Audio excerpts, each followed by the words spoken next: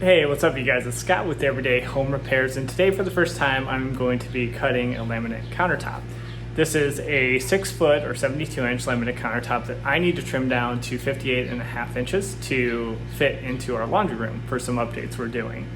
Overall, should be pretty straightforward. I have a plan of attack, but like many of you might be tackling this for the first time. So I want to take you along, show you how I'm going to approach this, show you the end results, and then any lessons learned. So let's jump in and I'll show you what tools you're going to need.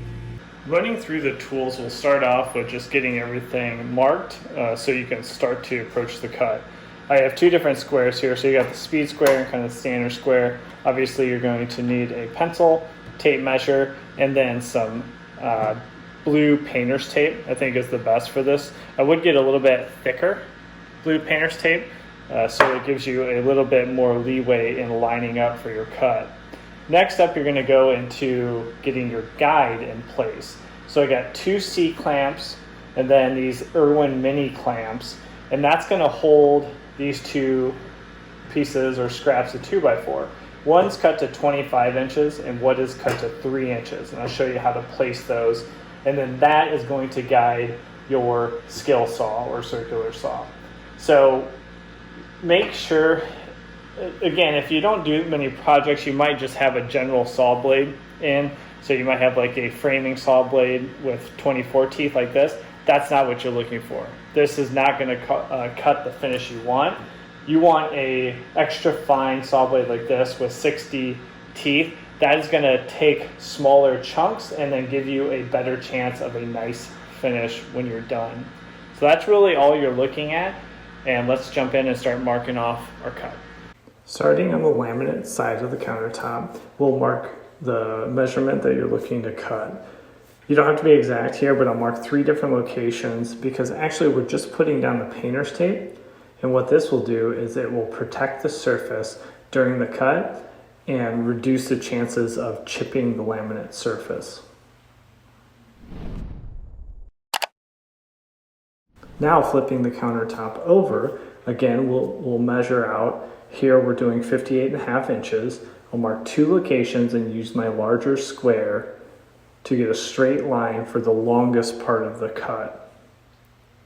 Once I get that line drawn, then I'll use my small speed square and I'll finish off all the other, like the front lip and then also the backsplash, just making sure I have that cut line throughout the backside of the countertop.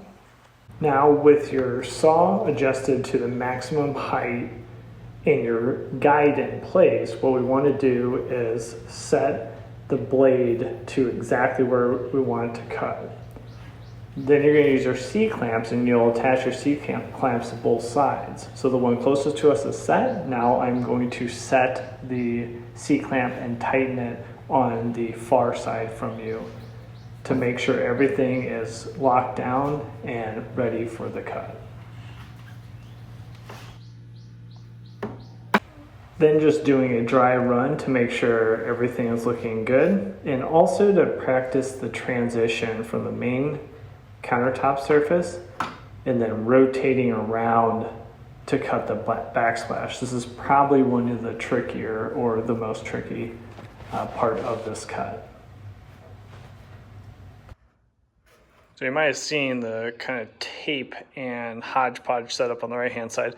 I have 2 sawhorses that will support the countertop for the 58.5 inches. And then this remainder, if you had somebody else around, they could hold that up for you, but I don't want it snapping off when I get close to the end. So I just put an additional sawhorse, put some 1x and then shimmed it, and then taped those shims down because I'm gonna have a bunch of vibration. And then just put some tape to hold that countertop piece once it's all cut off. So it should give enough hold for at least the few seconds I need to hold while I'm finishing off the cut. So now we're ready to give it our first run. Taking your time, you want to cut through that front lip. And then problem is I have an interference on that C-clamp.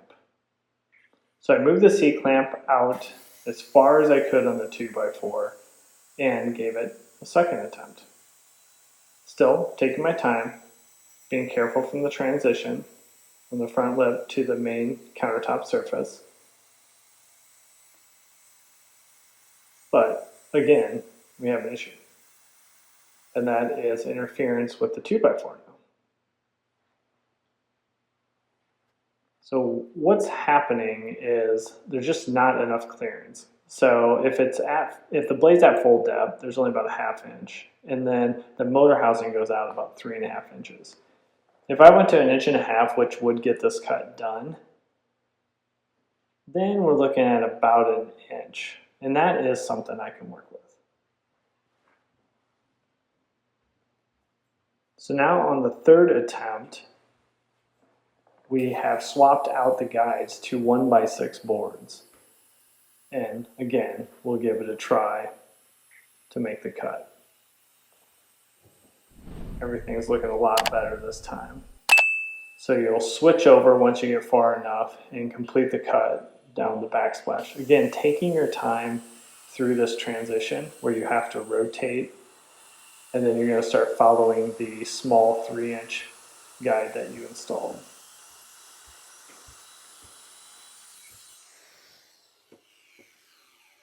All right, so third time was a charm. Let's see, importantly, how does the finish edge look?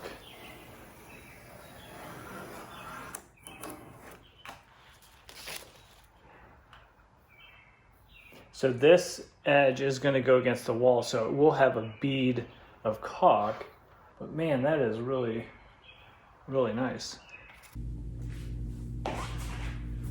When we took 3 tries and we got it. But the most important thing is I'm really pleased with the overall finish. And what did we learn? What did I learn? And you saw some of those mistakes there. Is when you're adjusting your guide, when you're setting your clamps, you're getting everything in place, obviously you have your depth at a whole different level on your skill saw. So the actual motor housing can absolutely interfere, as you saw on try 1 and take 2.